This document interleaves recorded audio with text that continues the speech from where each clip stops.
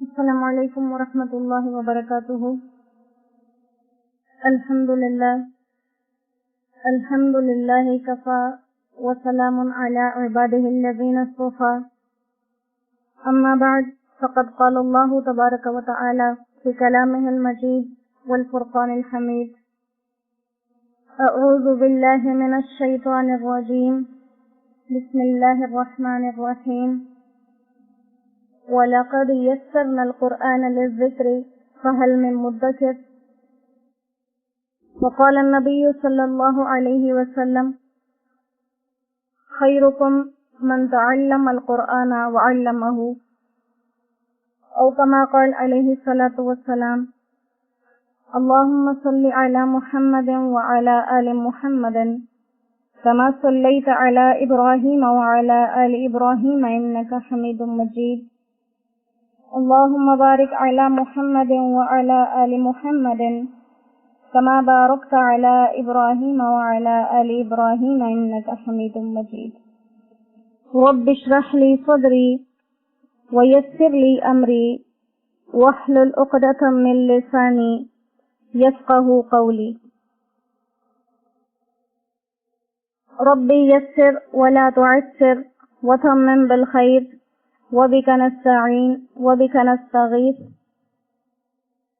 ربي زدني علما ربي زدني علما ربي زدني علما، الحمد لله الذي هدانا لهذا وما كنا لنهتدي به۔ الحمد للہ اللہ پاک کے احسان کے ساتھ اور فضل کے ساتھ، اس کے خاص کرم کے ساتھ ایمان کی حالت میں ایک نیا دن طلوع ہوا، اور ہمیشہ کی طرح یہ دن پیغام ہے ایک نئی مہلت کا، لکھے جانے والے ایک نئے نامہ اعمال کا، پچھلی ساری خطاؤں پر معافی مانگنے کا اور آگے کے لیے نیکی کے عزم کرنے کا۔ یہ مہلت اللہ سبحانہ و تعالیٰ نے ہم سب کو دی ہے، ایمان کی حالت میں اس دنیا کے اندر ایمان والی زندگی گزارنا، ایمان کی حالت میں دنیا سے چلے جانا، اور قیامت کے دن ایمان والوں کے ساتھ حشر ہونا، یہی حقیقی کامیابی ہے۔ آج سے پہلے بھی جو لوگ اس طرز پر زندگی گزار کر گئے کامیاب ہوئے، آج بھی جو لوگ ایسا طرز زندگی اپنائیں گے کامیاب ہوں گے، اور آئندہ بھی جتنے لوگ ایسا طرز عمل اپنائیں گے ان کی کامیابی کی ضمانت ہے۔ دنیا میں جتنے لوگ موجود ہیں، ہر انسان کی یہ خواہش ہے کہ وہ تندرست رہے، بیمار کبھی نہ ہو، وہ جوان رہے، بڑھاپا کبھی نہ آئے، وہ مالدار ہو، غریبی کبھی نہ آئے، اس کی زندگی میں سکون ہو، بے سکونی کبھی نہ آئے، اس کو ہر طرح سے راحت اور آرام ہو، کوئی شور شرابہ، کوئی چیخ پکار نہ ہو، سکون ہو، امن ہو، چین ہو، موت نہ آئے، زندگی سے پیار ہے۔ جیسے حدیث مبارکہ کے اندر بھی یہ بات موجود ہے، حدیث پاک کا مفہوم ہے، اللہ کمی بیشی معاف فرمائے، کہ ابن آدم بوڑھا ہو جاتا ہے اور اس کی دو خواہشات جوان ہو جاتی ہیں، ایک اس کی مال کی خواہش اور ایک اس کی زندگی کی۔ تو یہ خواہشات ہر انسان کے اندر موجود ہیں۔ علماء فرماتے ہیں اس پر کہ جو انسان کے اندر یہ خواہشات موجود ہیں، یہ اس لیے ہیں کہ ایسا حقیقت میں ہونے والا ہے۔ کیونکہ ایسا حقیقت میں ہونے والا ہے، اس لیے اس انسان کے اندر یہ خواہشات رکھی گئی ہیں۔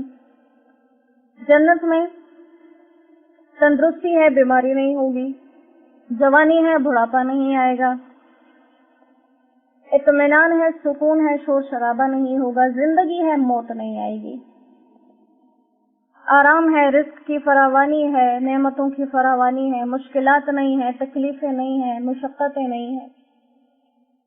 تو کہا کہ یہ हालात इंसान के लिए अल्लाह ने लिखे हुए हैं, इसीलिए इंसान इनके ख्वाहिश करता है। लेकिन ये सब मिलेगा किसको? जो उस तर्ज पर जिंदगी गुजार कर चला गया जिस तर्ज को कामयाबी का राज कहा गया। अगर हमें कोई ये बता दे कि फलां वजीफा इतनी दफा पढ़ लेने से इंसान अमीर हो जाता है, फलां वजीफा करने से मुश्किल हल हो जाती है, तो लंबे लंबे वजीफे और लंबे लंबे नवाफिल लोग पढ़ लेते हैं। अगर कोई यूं कह दे कि सादे ही 2 नफल पढ़ लो अल्लाह राजी हो जाता है, तो वो हम में से कोई नहीं पढ़ता। तो असल में बात यह है कि हमने जाना कहीं और है और सवारी किसी और में बैठ गए। जाना ऐसी जगह की तरफ है जहां हम बुलंदियां चाहते हैं और उतर खुद पस्तियों में रहे। लिहाजा हमारा अपना रास्ता खराब है जो हमने चुन लिया। रास्ता खराब है तो मंजिल कैसे सही मिलेगी? इसके लिए पहले अपनी मंजिल को दुरुस्त करना होगा। और यही बात बताई जा रही सूरतुल गाशिया के अंदर कि क़यामत के दिन कामयाबी और नाकामी किस सूरत में इंसान के सामने आएगी। और उसी के ज़ैल में कुछ आदाब मुआशरत बयान किए गए, मुआशरती आदाब। जैसे एक तो कहा गया कि ला तस्मअू फ़ीहा लाग़िया, कि उसमें कोई गलत बात, बकवास, गंदी बातें नहीं सुनेंगे। तो मतलब ये है कि दुनिया में इंसान को ऐसी बातों से बचना चाहिए।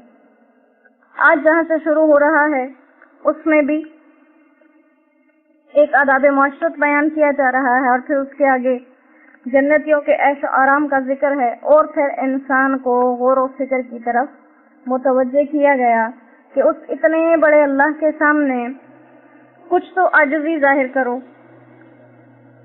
कि जिसने मुंह मोड़ लिया वो खुद नाकाम है और जिसने मान लिया वो खुद कामयाब है।